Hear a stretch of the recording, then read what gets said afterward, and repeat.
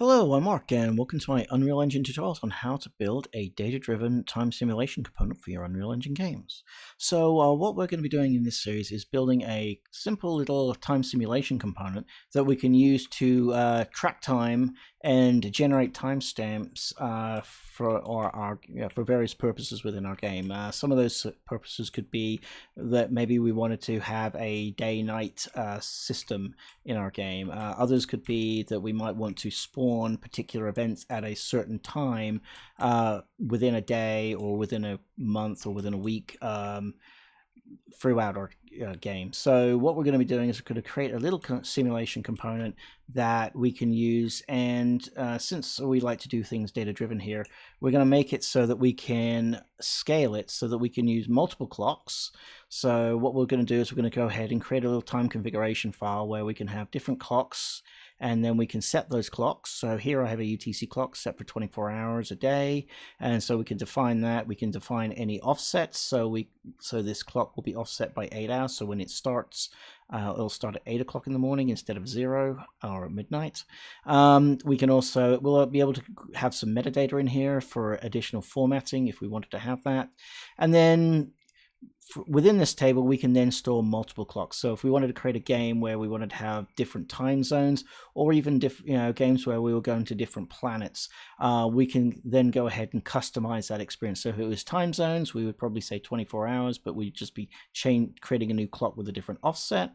But if we wanted to then say we were going from planet A to planet B, we could have planet A has 24-hour clock, where planet B would have a 2-hour clock or a 5-hour clock. And again, we can also offset that too, so we can really customize the output of our clock, but while keeping a time constant and being able to create a timestamp for our game experience.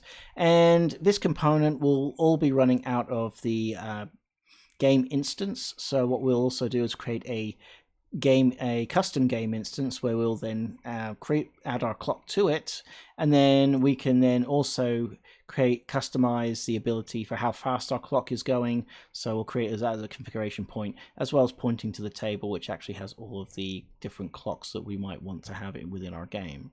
So I'm just going to hit save there. And then lastly, we'll just also create a little save game file so that we can go ahead and save and load that time throughout the history of our game. So we'll do that. And let me just move this off again. And what we're going to be doing, if anyone's interested, for our clock simulation, we're actually going to be simulating using the Epoch Unix timestamp. So if anyone's interested, I'll leave a link to this site below. But this is just how we're going to be calculating time. So we'll be incrementing time on a timestamp. So the way this works is each second is just added to this timestamp, and this timestamp is usually set as a double. So we'll have up to about 99 years before we end up with trouble. Not that I think that most people would be playing a game for 99 years, simulated 99 years of time. But there's plenty of room here, and the way that this works is that we just increment this double, and then it's just converting it down here. So 1 hour, 1 day, 1 week. So like I said, I'll put this link in the description below if anyone's interested in checking this out. But we're just going to go and emulate this for our time simulation component. Let's move this one off screen as well. Okay, so lastly, I'm going to be breaking this into 3 parts. So as usual, first part will be data structures. So we'll be, after we're done here, we'll go straight into data structures, so that we can then create our data table as well as our saving and loading file. And then part 2, we'll go ahead and actually create the components that will be managing our time for us, as well as integrate it into a custom game instance. And then finally, in part 3, that's where we'll just go straight into the editor. We'll go ahead and create the clock component, as you saw up here in the corner. And we'll also go ahead and create the save and loading, so that we can first off save it. And then after it's ran a little bit, we can just reload it. As you can see, it's just resetting the seconds back to where it was when I hit the save. So we'll add that in there as well. So I'm just going to pause this and let's move this off screen to my other monitor, and I'll just go ahead and resize this real quick so I can just get it out of the way. All right, so for this solution, I went and created a solution, but what I'm going to be using is the third person, under games, third person. I'm going to be building this in C++. I said it's scalable, added some starter content, not that we'll probably be using it for this demo. And then just go ahead and give your project a name, hit create, and once Unreal Engine's done its thing, it should create you a solution that looks like this. I'm just going to turn off the live coding. And you should just have a blank solution like this. So first off, we're going to go ahead and create the data structures. So to do that, I'm just going to come to the content drawer. I'm going to come under classes. I'm going to come to this the subfolder, and as you can see under here, it's already created two structures for us, or classes for us. We're not going to do anything with that, so we'll just leave those alone. But we are going to need some structures. So what I'm going to do is I'm just going to go, and Unreal Engine doesn't have a good way of creating structures right out of the box. So what we're going to do is we're going to go to New Class. We're going to come to use this none empty C++ class, and then we'll go and convert that from a class to a struct. So I'm going to click on that. I'm going to hit next. I'm going to use public. So I've got the public folder structure here. And let's go ahead and give this a name. So I'm going to go ahead and just call it core chronometer configure. So chronometer is what I'm going to be calling my clock, and this is configuration row. So this is going to say that this file is going to have the data table row that we need to create a data table. And then I'm going to hit create class, and we'll let Visual Studio and Unreal Engine do its thing.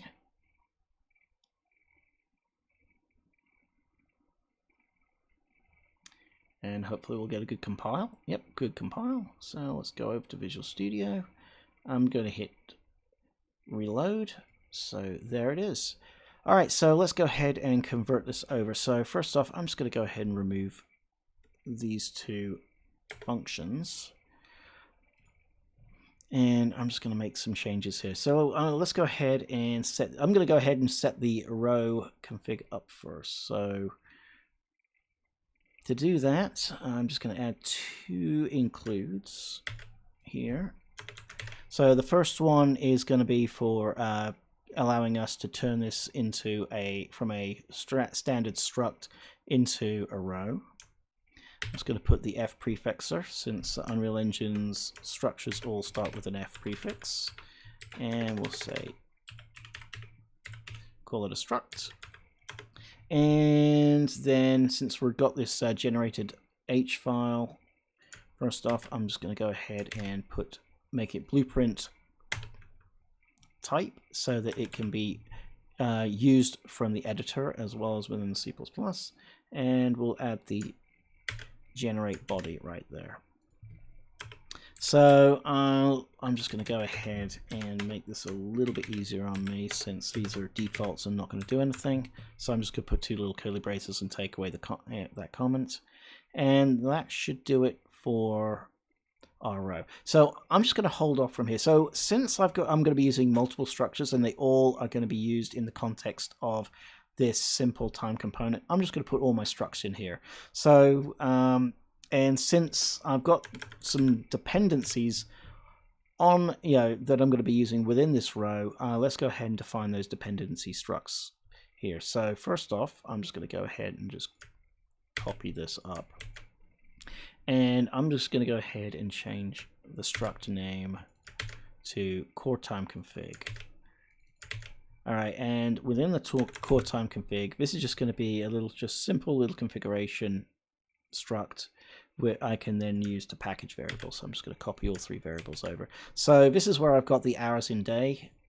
and I'm just defaulting it 24 hours. And then these are just some optional variables. We're not going to really do much with it in this tutorial, but if you wanted to keep all of your components on how you define time for outputting purposes or for formatting purposes within your clocks, you can just keep them all in here, since this is going to be a data-driven solution. So I'm just going to add this. I'm just going to put that little there, say it's optional clock variables, but we won't be doing anything with these. We will be doing something with this, but we won't be doing anything with these for this solution. So, all right, so that's that struct defined. And so the next struct I'm going to bring over, and we'll just go ahead and just copy this, and I'm going to push it down. And so the reason why I'm putting these structures on top of this is because since I'm including them all in one file, when the compiler compiles, it needs to know about this structure before it references it down here. So again, so order does matter. So here I'm just going to go ahead and create another structure. I'm going to call this core time, and I'm just going to go ahead and set that. Let's go ahead and just get the constructor and the destructor satisfied. All right, so that's all happy. And so within here, this is where we're going to be carrying our raw seconds. So as we're simulating time, every time we add a second onto the clock, we'll be adding it into this double right here. And right now, and then its default is 0 seconds, so it's going to start always at 0. Unless you want it to start at another time, and then you can either set it here, or you can do that when you create your game instance. All right, next, this struct is gonna also have two functions / methods.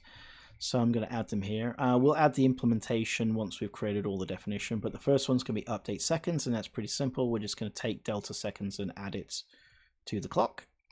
And then we have get current seconds, and all this is just gonna go and return this. So you could technically make this a private variable instead of a public, but since I'm going to be taking this struct and I need to serialize it, I'm just going to keep it as a public variable. That way you can serialize to the save and loading file. So that will stay there.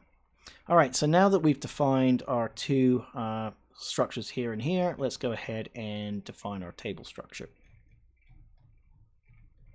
So within our table structure, I'm just going to bring over the properties first.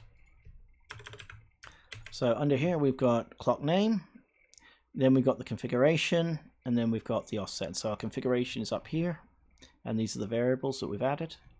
And then we've got the clock name, and then we've got the offset hours.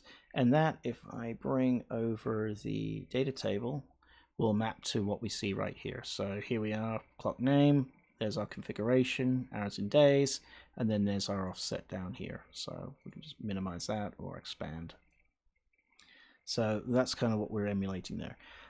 So also, since there's going to be a lot going on in here, I'm going to go ahead and create 4 functions / methods, and I'm going to add them down here.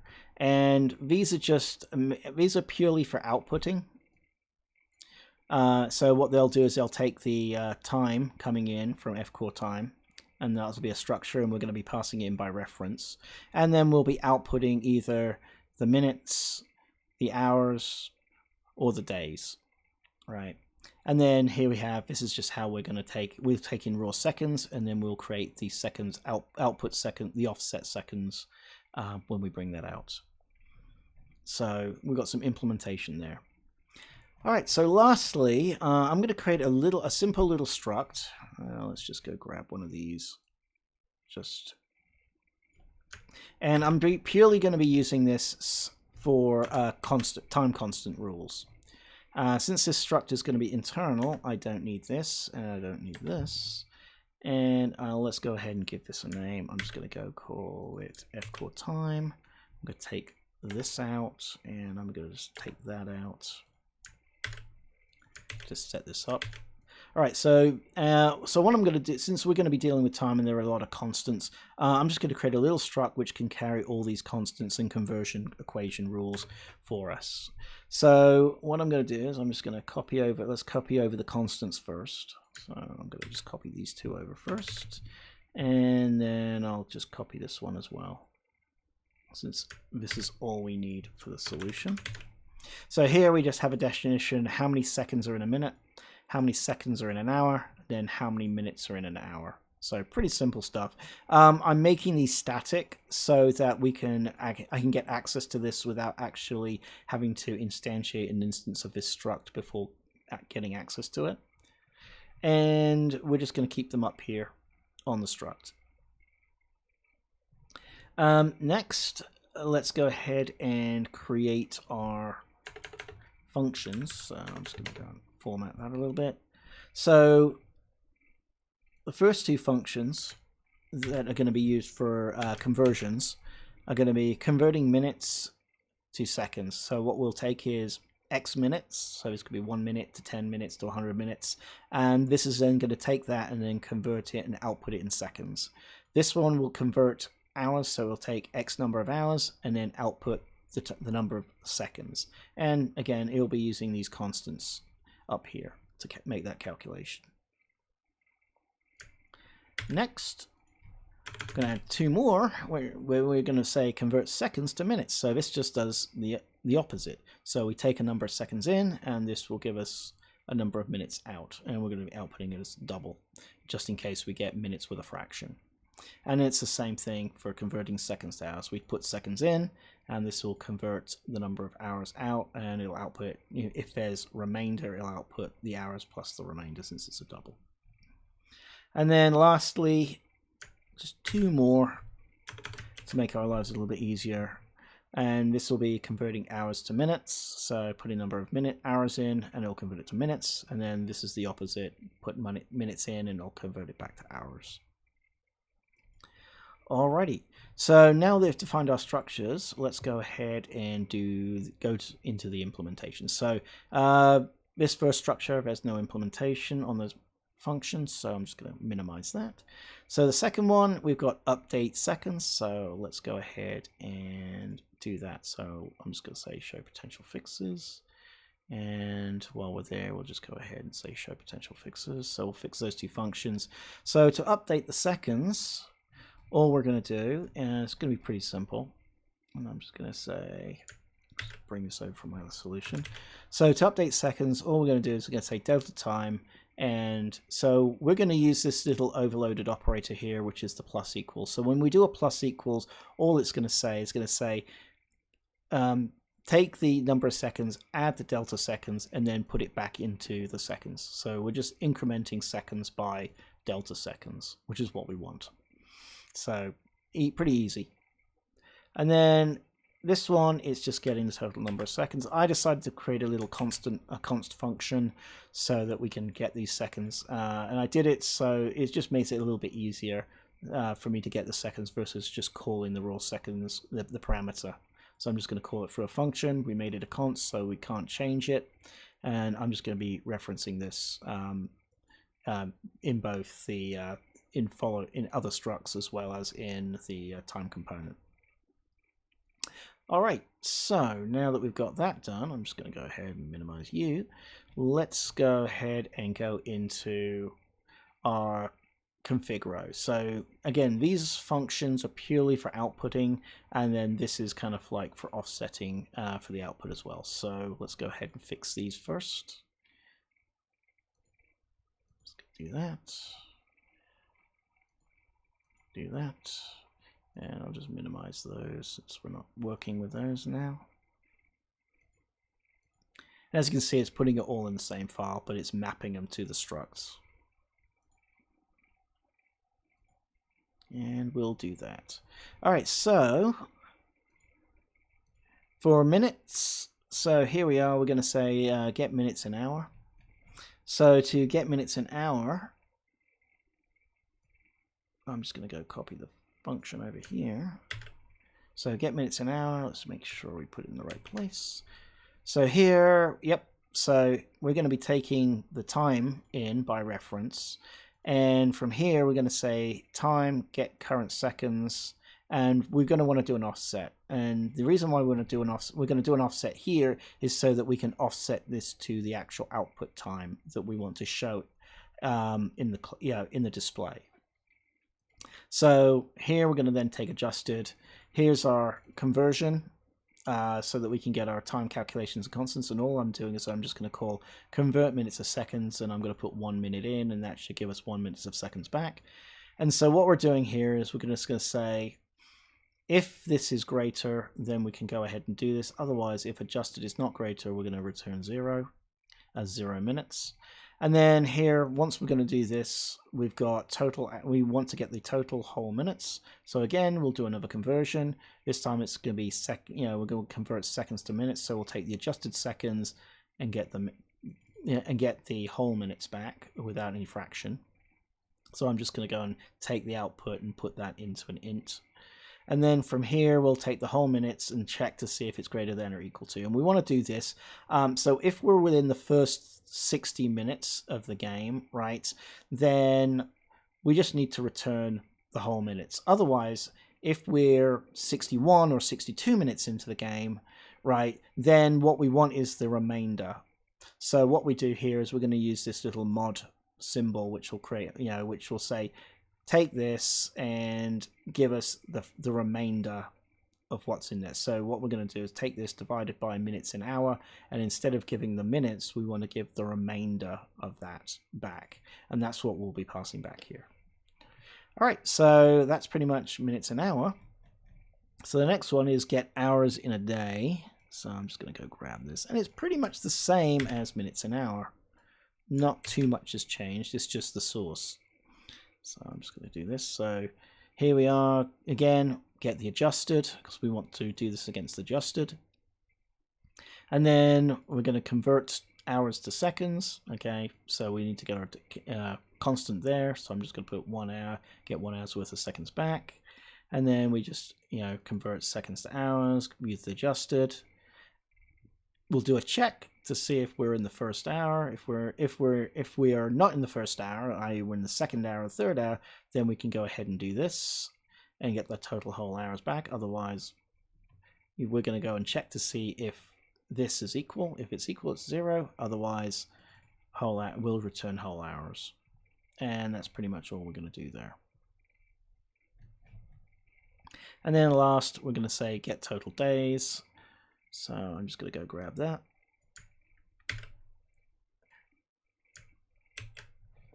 And then again, adjusted.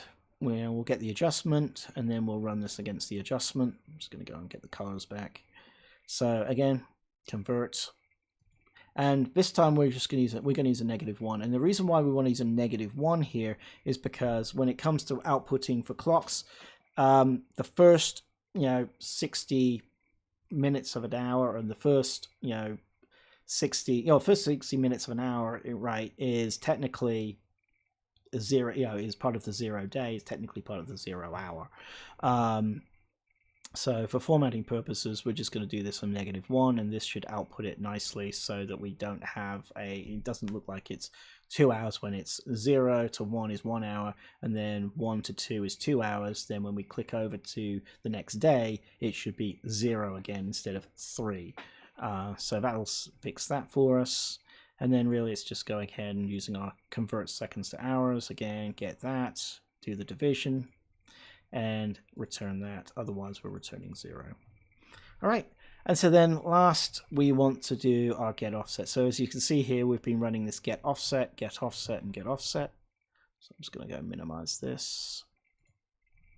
So let's go ahead and define how we want to calculate the offset. So here, I'm just going to go ahead and bring this over. So here we have offset in hours. So first off, I'm going to check our offset. If our offset is set to 0, then we're not offsetting by anything. So we're just going to use the raw seconds. Pretty simple. Otherwise, if our offset is greater than 0, what we're going to do is we're going to take the raw seconds plus convert hours to seconds using the offset hours. So that's how many hours worth of seconds we want to come back, and just add it and that's going to push us forward into the future. And then if we want to offset into the past, right, so we're now negative, what we're going to do is we're going to do a quick little check, right? Raw seconds minus, okay, so we're going to take offset hours, we're going to multiply it by -1, so a negative times a negative is a positive because we need positive seconds. All we're going to do is we're going to take that and then reduce it, but then we're going to do another check to make sure that we're not negative on our total number of seconds before we return it back. Otherwise, if this fails, we're just going to return the raw seconds back. All right, so that does it for our row. So the only thing we have left is to define our constants, our calculation functions right here in our constant struct. And as you saw, since these are static functions, when dealing with statics, all you have to do is just call the struct and then use double colon, and then that'll get you access to those functions. So that's how, and that's why I'm using this terminology here, because all that we've defined them as statics, so we don't have to create an instance of this struct before we can use it. So let's go ahead, and I'm just going to go ahead and fix these real quick.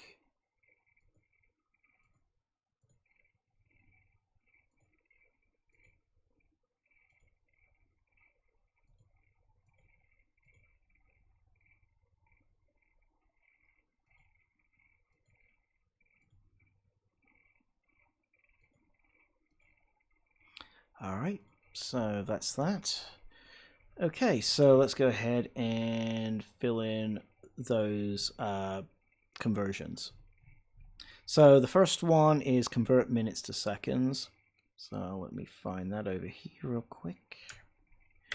So I'm just going to go and put that in down here. So here, I'll just color code it. So here's our minutes. So this is the minutes times seconds in minute. And then that will output how many seconds. So if I put 5 minutes in, this will give us 5 minutes worth of seconds back. And then the next one is return hours to seconds. So there we go, hours, seconds, there we go. So I'm just going to go and minimize those two. Well, no, we'll just keep them expanded. These are all just one-liners. Okay, next, we're going to say convert seconds to minutes. So for that one, all we're going to do is we're just going to take the number of seconds in, and then we're actually just going to reuse this function up here, and I'm just going to call it by 1. And I'm just going to do the same thing, convert seconds to hours.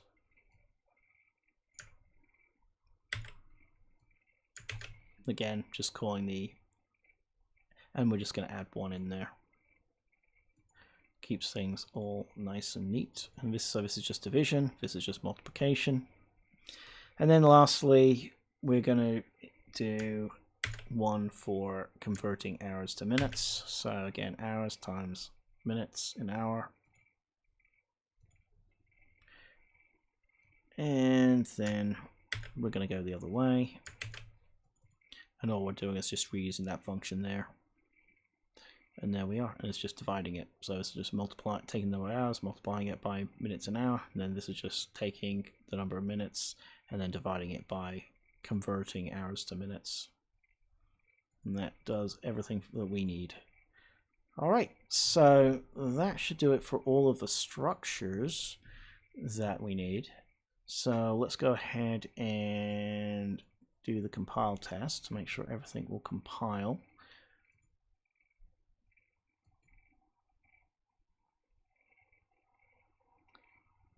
Let it do its thing. Alright, good compile. Okie dokie, now that we've compiled it, we can go ahead and check this and go ahead and make our data table. So to do that, I'm just going to come up to contents. Let's go ahead and create a new folder real quick, and I'm just going to call this time. Real original. And so to create a data table, let's go ahead and go under miscellaneous here. And we're just going to come up to data table. And then under here, we should see a table name if we don't. Oh, nope. made a little bit of a mistake. So we want this to be a table. So in order to do this, I need to inherit from the table. I need to inherit from the class. So to do that, so since this is a row, we need to inherit from table rows base. So we put the table up here, but we forgot to put the inheritance from here. So we set that. If I hit save, and come back, and we'll just recompile, then that should give us the row. All right, so let's go to content, come into our time folder, right click, miscellaneous, data table, and there it is, ready for us to be used within the editor. I'm just going to go ahead and give this a prefix of time, so any tables that have to do with time are all going to be lumped together, and we'll call this time, we'll call it clock config. Okay, so then we can open this up, and I'll just bring this back on screen. So within here, so this is our configuration, and it looks very much like, if once we start adding some rows, it'll look very much like the configuration that we created in the demo that I showed. So what we can do is we can go ahead and, I'm just going to go ahead and fill this out real quick. So I'm going to set this to time. And this one, we'll call this default. And we'll keep 24/7, but I'll offset this by 8 hours. All right, and then the second one, we need to give it a row name, which is unique. So I'll call this local time 1, real original. Oops, local 1. And here I'm just going to set this to 2 hours in a day. So I'm going to say this is a clock on a different planet, and days in a week. And we can say 2, why not? And 12, we can get creative, and I'm going to offset this clock by 6 hours, so this will actually start 3 days in the future. Okay, so that's our table. So then the next thing, the only other thing I'm going to do right now while we have some time is go ahead and create the save and loading file. So to do that, I'm just going to come back to our time folder under content, time, and I'm going to right click, I'm going to say blueprints. And instead of picking, we're not going to use any of the common here. We're just going to come down to all classes, say, and go, say save game. There it is. So this is the class that we need if we're going to be, for saving and loading. I'm going to hit select.